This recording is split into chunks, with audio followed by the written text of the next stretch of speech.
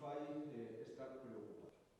A foto fixa dos datos non é mala, pero a evolución da nova onda do virus. En Galicia, é moito maior que nos países da Unión Europea, e Galicia está nunha situación de ingresos, o número tanto en Francia como en UCI non é preocupante. Estamos en unha situación de cero europeo.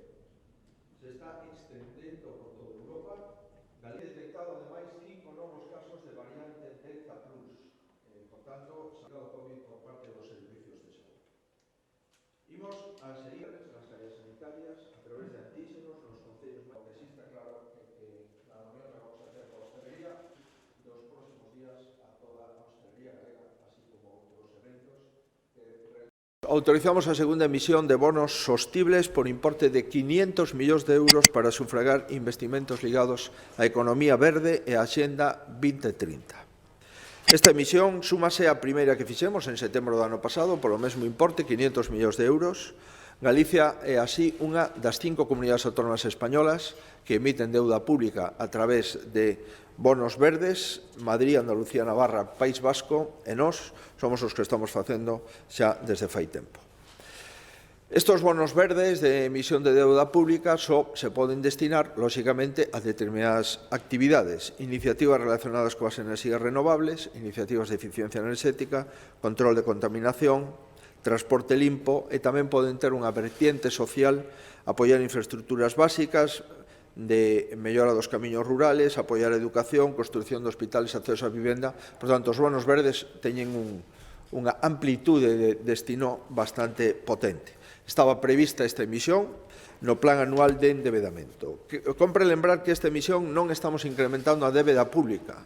Esta emisión a facemos porque vencen outros 500 millóns da débeda pública xa consolidada e ora o que facemos é prorrogar esa débeda pública por 500 millóns en bonos verdes. Por tanto, a débeda pública da Comunidade Autónoma se mantén estable.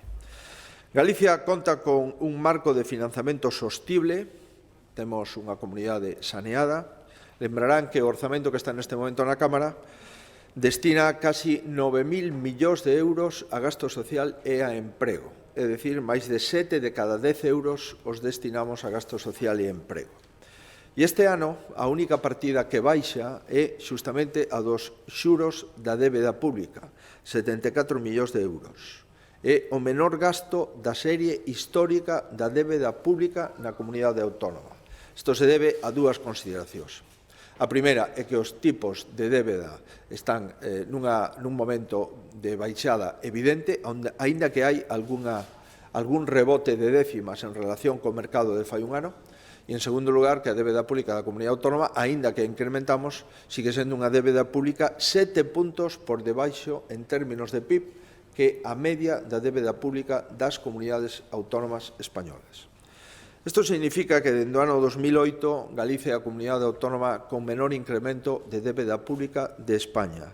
Pechamos o segundo trimestre deste ano sendo a terceira autonomía con menor endebedamento por habitante. Menor endebedamento por habitante, a terceira, e somos a primeira en menor incremento de débeda pública nos últimos 10 anos. E a ratio débeda PIB está no 20%, a media de España está 7 puntos por riba. Evidentemente, pois, estamos intentando conquerir un maior investimento para a recuperación, menores impostos e menos débeda. E, de momento, estámolo conseguindo.